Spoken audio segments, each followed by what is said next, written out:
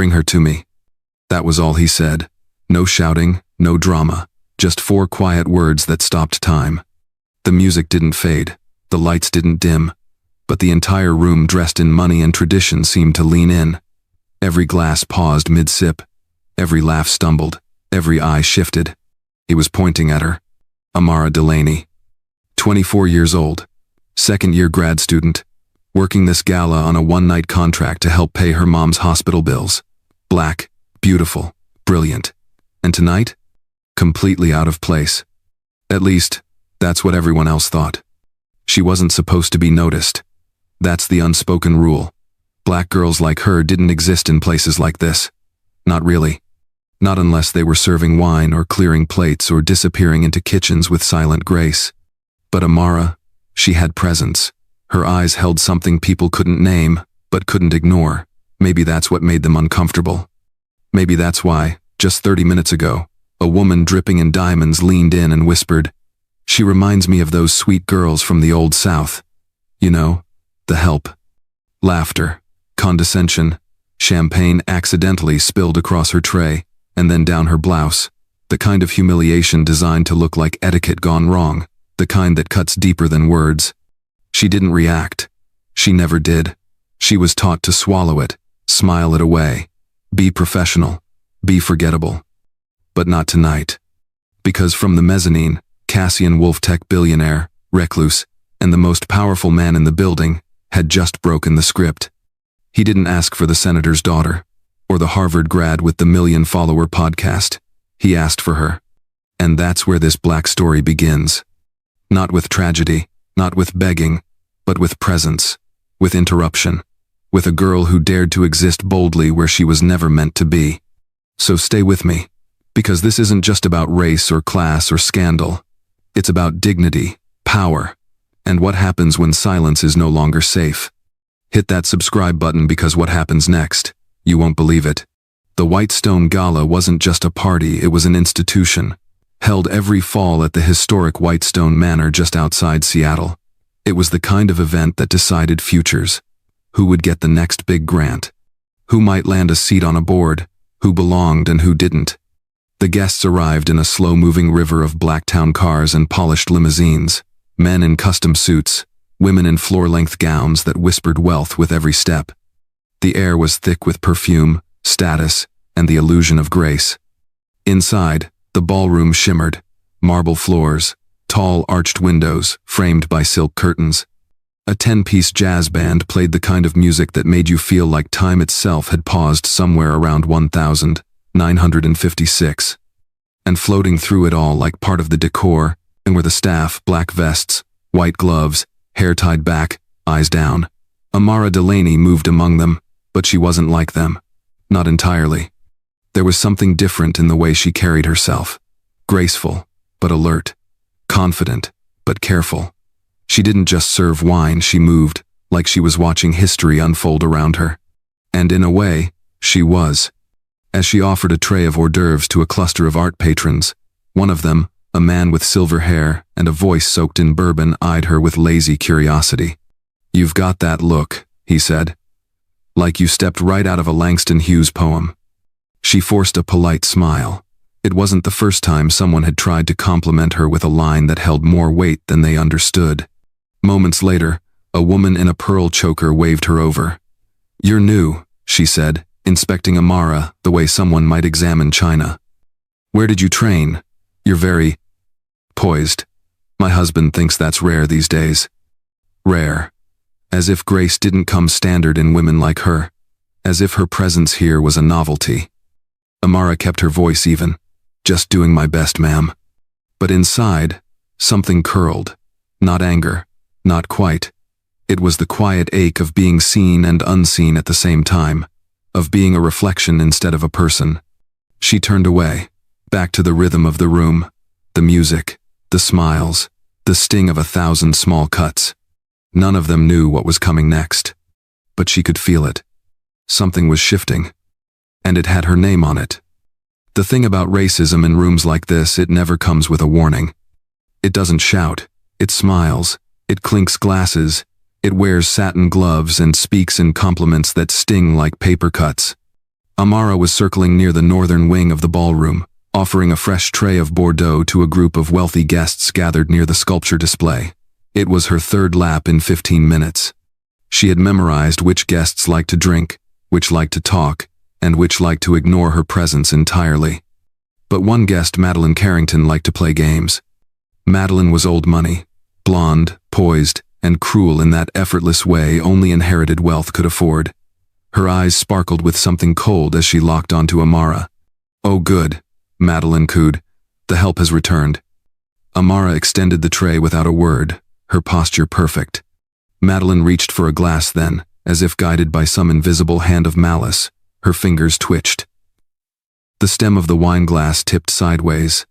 A deep red wave spilled across Amara's crisp white blouse, soaking into the fabric with the hunger of fire. Gasps. A smothered laugh. "Oh dear," Madeline said, her lips curling into a slow, venom-laced smile. "How clumsy of me." Amara stood still. Her hand still held the tray, though her knuckles had gone white. Her blouse clung to her skin. The cold of the wine burned warmer than it should have. A man next to Madeline chuckled. "She's a good sport," he said, "like in those old black and white films. You remember?" She didn't speak. She couldn't. There were no apologies. No one stepped forward to help. It wasn't an accident, and everyone knew it. But that's the thing about power in a room like this, it doesn't need to be loud. It just needs to be shared among those who know the rules. And the rule was simple. People like Amara didn't matter. She took a slow breath. Not deep, just enough to steady herself. Then she nodded politely. "Excuse me," she said softly, and walked away, leaving a trail of red footprints on the marble floor. She didn't cry. She didn't flinch. But inside, something snapped, quietly, cleanly. Not the part of her that had grown used to humiliation, but the part of her that had stopped expecting more. Tonight, that part was waking up. From the mezzanine above the ballroom, Cassian Wolfe watched the evening unfold like a chessboard set in motion. He stood alone, hands tucked into the pockets of a tailored charcoal suit, a glass of untouched scotch resting on the railing. To most of the guests below, he was a myth, one of the youngest self-made billionaires in the country. The man behind multiple AI startups, data security empires, and private think tanks no one dared to question. He rarely attended galas like this. He hated small talk and loathed phoniness. But tonight was different. Tonight, he was here for a reason he hadn't fully admitted to himself. His eyes scanned the crowd, brushing past CEOs, senators, socialites, all carbon copies of a world he had conquered but never belonged to. Then, like a string snapping in his mind, his gaze locked onto her. Amara. He didn't know her name yet. He only saw the back of her head at first. Braids pinned neatly, shoulders squared. A crisp white blouse now stained red across the front. Something about the way she stood still, composed, as the laughter behind her died down felt electric. She didn't retreat in shame. She moved with purpose, with control. Cassian leaned forward slightly. He had grown up watching people pretend, watching cruelty packaged as etiquette. He'd seen what the world did to women who looked like her, women like his mother. Strong, brilliant, undervalued, silenced. He watched as Amara excused herself, holding her tray like a shield. No one helped her. No one acknowledged her. But he saw everything. He turned to his assistant, standing silently by the curtain. "Who is she?" Cassian asked. The man glanced down, confused. "Which guest, sir?" Cassian didn't blink. "She's not a guest. The one in the wine-stained shirt, tray in her hand." The assistant followed his line of sight, eyes widening slightly. "I'll find out." Cassian nodded once, slow and deliberate. Then he spoke the words that would unravel the rest of the night. "Bring her to me." There was no explanation, no smile, no smirk. Just a command. And as his assistant disappeared into the crowd, Cassian remained at the edge of the mezzanine, watching her move through a room designed to erase her. He didn't know her story yet, but he was about to. Amara had just reached the back hallway near the service corridor when a voice stopped her cold. "Excuse me, miss." She turned, expecting another guest complaint, or maybe a reprimand from the event manager. But the man standing there wasn't wearing a suit for show. He had the build of someone trained to stop trouble before it started, and the earpiece confirmed it. "Mr. Wolf would like a word with you," he said quietly. Amara blinked. "I'm sorry, who?" "Cassian Wolf," he repeated, tone flat but respectful. "He asked for you personally." She stared at him for a beat, stunned. Her mind scrambled for an explanation. Maybe it was a misunderstanding. Maybe he thought she was someone else. Or maybe this was some kind of twisted continuation of the humiliation she'd just endured downstairs. She glanced at the wine stain on her blouse. I'm not dressed to meet anyone," she said, voice barely above a whisper. The man gave a slight nod, almost sympathetic. "He's aware," he still asked. A second of silence passed. Then she followed. The hallway curved into a private staircase, guarded by another man in a discreet black suit. He nodded and opened the door. As she ascended, her breath grew shallow. Her hands tightened at her sides. What could a man like Cassian Wolf possibly want with her? At the top of the stairs, a hallway stretched out quiet, dimly lit, lined with dark wood panels and museum-grade artwork, the kind of hallway that cost more than a year of tuition. At the end, a set of double glass doors opened into a private terrace. He was there, standing alone at the railing, city lights reflecting off his glass of untouched scotch. Cassian Wolf didn't turn right away. He let the silence settle like snow. When he finally did, his gaze met hers sharp, unreadable. "Amara Delaney," he said, not as a question, but as a fact. Her pulse jumped. "How do you?" "I make it my business to know things," he said simply. She folded her arms, defensive. "You called me up here. Why?" He took a long breath and said, "Because I watched a room full of people try to erase you, and you didn't disappear." A pause. "You're the only real thing I've seen all night." The terrace was quiet, too quiet. The city glittered beyond the balcony, a tapestry of ambition and secrets. Inside, the air was cooler, calmer, but Amara could still feel the sting of the wine on her blouse, the weight of 100 eyes judging her from below. Cassian Wolf poured coffee from a silver carafe into 2 minimalist ceramic cups. "No sugar. No cream," he said without asking. "You strike me as someone who takes things as they are." Amara raised an eyebrow. "You strike me as someone who's used to getting what he wants." A faint smile tugged at his mouth. "Sometimes, not always." She accepted the cup, its warmth grounding. They stood a moment in silence. Then he asked, "Do you know why I asked you up here?" "I was hoping you'd get to that," she replied. Cassian leaned against the railing, coffee untouched. "I've been to 1,000 of these events," he said. "They all blur together. Same donors. Same causes. Same performances." He looked at her, really looked. "But tonight, I watched someone stand in the middle of all that noise and stay human." Amara let the words hang. She wasn't sure if it was a compliment or a setup. "So, what now?" she asked. "You felt something watching the help get humiliated, and now you want to fix it with coffee and a conversation." Her tone was even, but her spine was steel. Cassian didn't flinch. "No, I don't want to fix it. I want to understand it." She stared at him. Most rich men asked questions to be seen asking. He seemed to ask because silence offended him. So she answered, "You want to know what I see? I see a room full of people pretending they earned a world they were handed. I see legacy wrapped in tuxedos, sipping on names they didn't build. And I see someone like me working twice as hard to stay invisible, just to survive." Cassian's jaw tightened, but he didn't speak. "And the worst part?" she added. "They think they're being polite." He looked away, exhaling through his nose. Then, finally, he nodded. "You're right." Another pause. "Which is why this is the most honest moment I've had in years." The quiet between them didn't last long. The sound of heels, sharp, fast, deliberate, cut through the stillness of the terrace like gunfire in a cathedral. Cassian's gaze shifted just before the glass doors swung open with force. Vanessa Hartford. Legacy name. Board member. Investor in 3 of Cassian's companies. Tall, blonde, always in control. Tonight, she wore a navy evening gown so tight it looked like it had been poured onto her. She didn't look at Cassian first. Her eyes locked onto Amara like a sniper finding a target. "Well," she said flatly, "this is new." Amara instinctively stepped back, though her feet didn't move. Cassian remained calm, but his body subtly shifted, placing himself between the two women. "Vanessa," he said, voice low, "you weren't expected up here."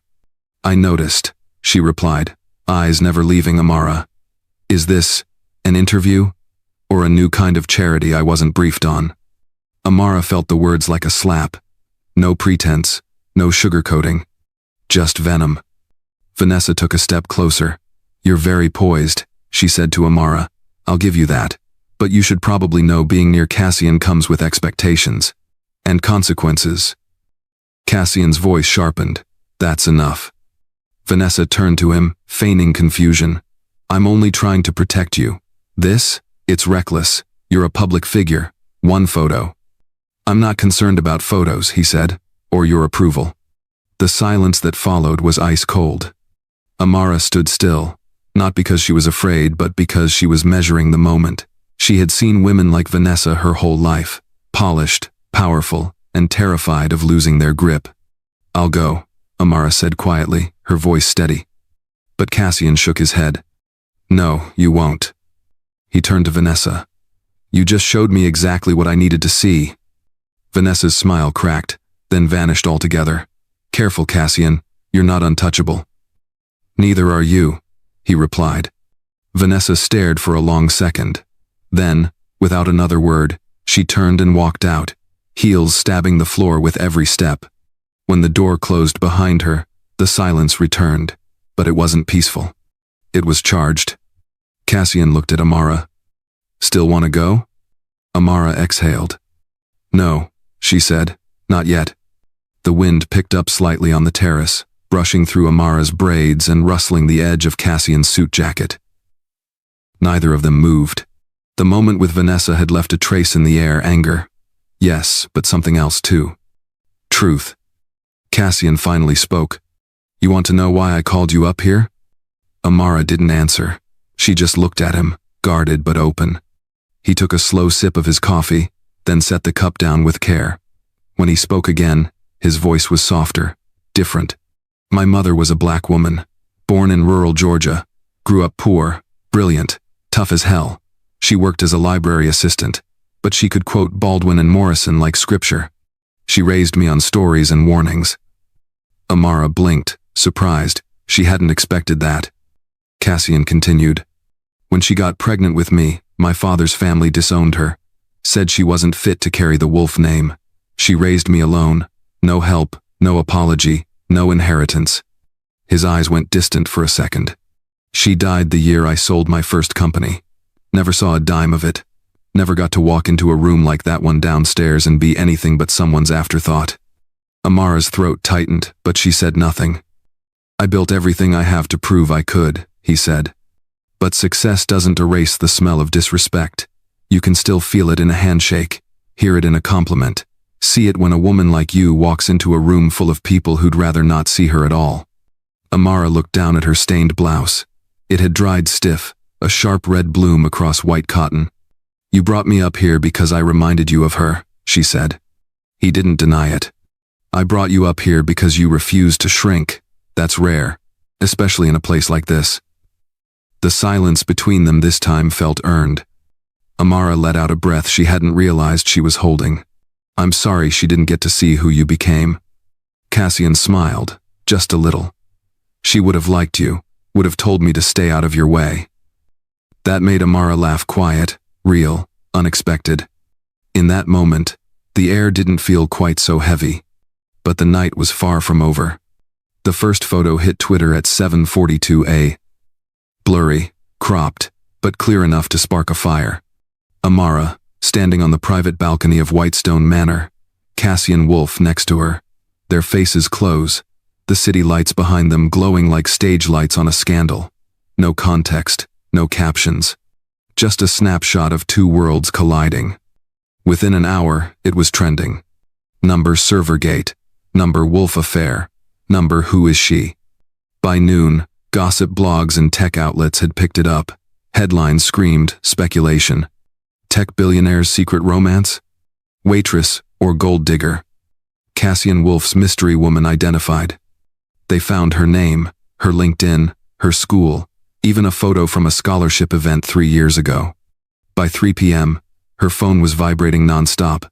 Unknown numbers, blocked calls, hundreds of DMs flooding her socials, some curious, some kind, but most laced with cruelty. You think you're special now? Enjoy the ride, sweetheart. It won't last. Another nobody trying to sleep her way into a fortune. At 4:17 p.m., she got a call from her manager at the catering company. I'm sorry, Amara. The client's pulling back. Says it's not a good look. We have to let you go. Just like that.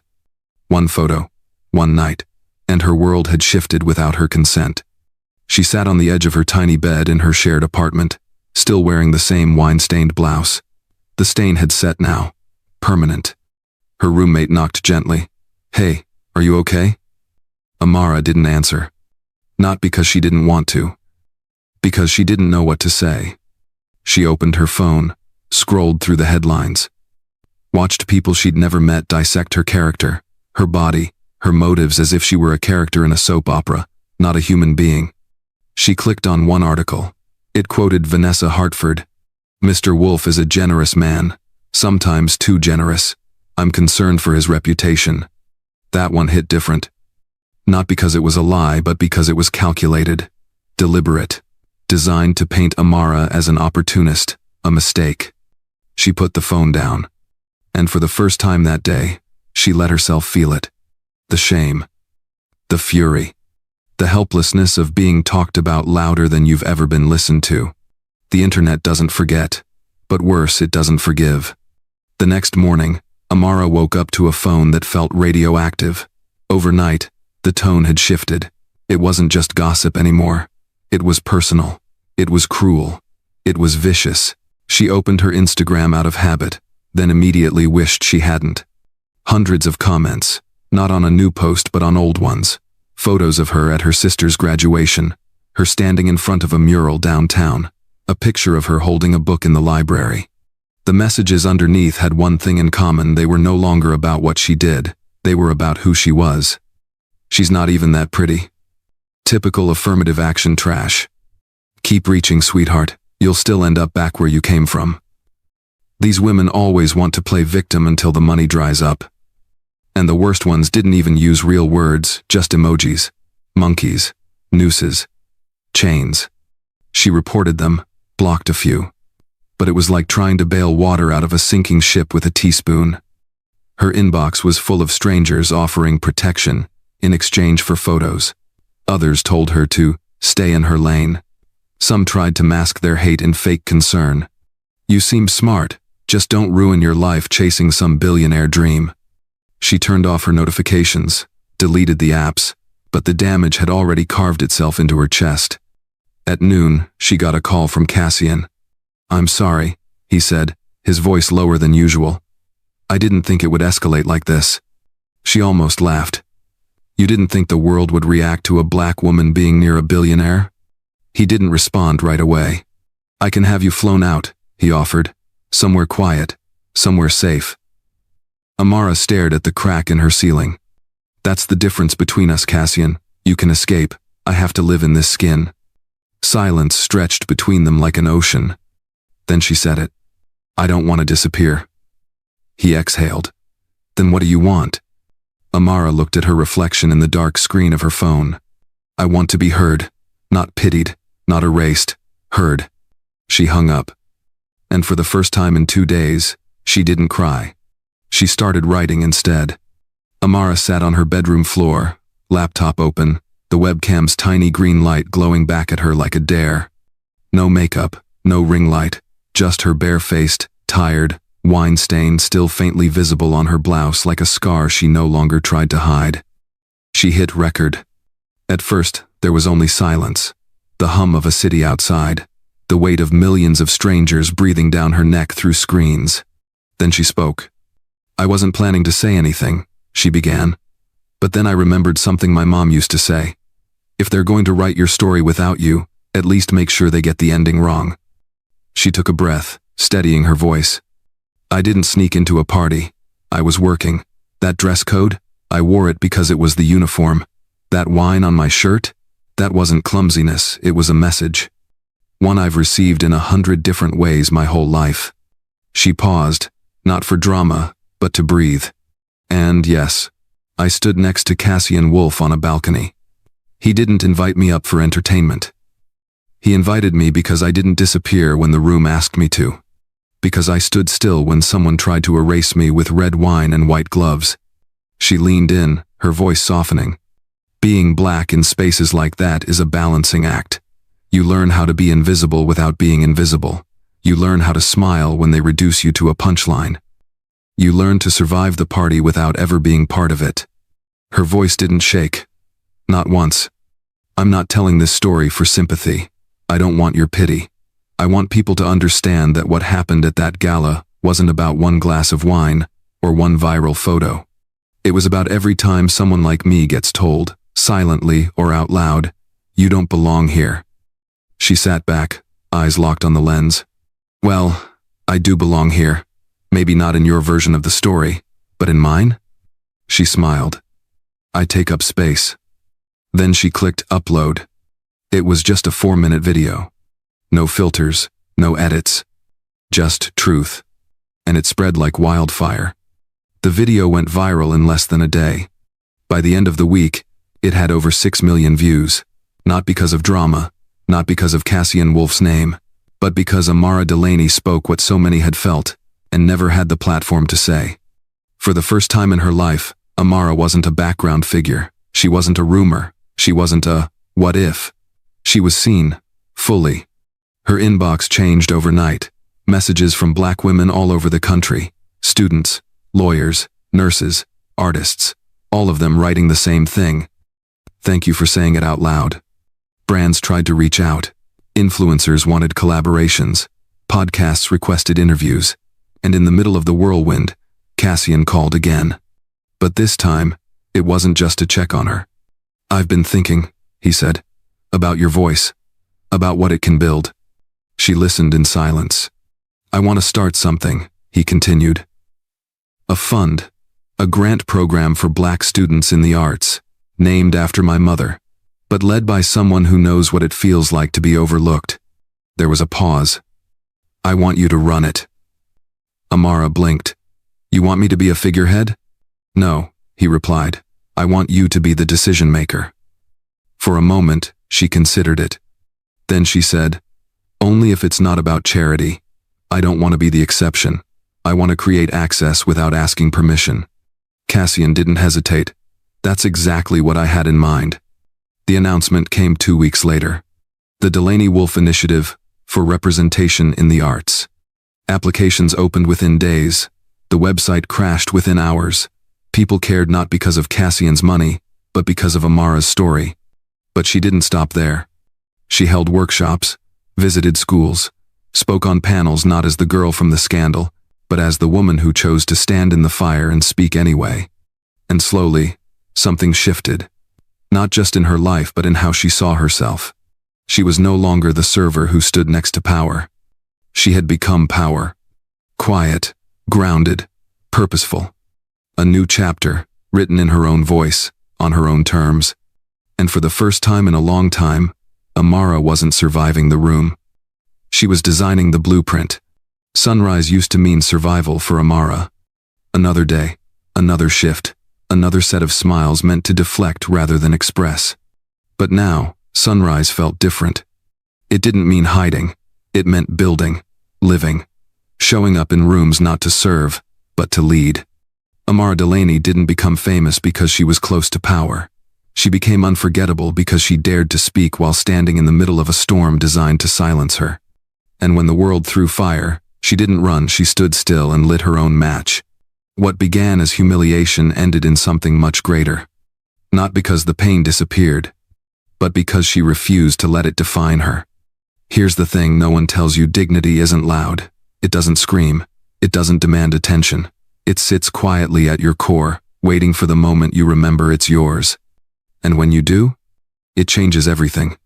Because the truth is, we all walk into rooms that weren't built for us. We've all been laughed at, doubted, labeled, dismissed. But what matters isn't how the room sees you, it's whether you choose to stay standing when they pretend not to. Amara did. And because of that, she didn't just reclaim her voice, she gave others permission to find theirs. This story wasn't about a billionaire. It wasn't about gossip or scandal. It was about something far more dangerous to the status quo. A black woman who chose not to shrink. And if her story moved you, even just a little, don't just scroll past it. Subscribe, share it, speak up when it's your turn. Because maybe you're not Amara, maybe you haven't stood on a balcony, wine-stained and watched by millions. But maybe, just maybe, you've felt like you didn't belong somewhere you absolutely did. And if so, you already know how this story ends. With your voice, with your name, with your next brave step.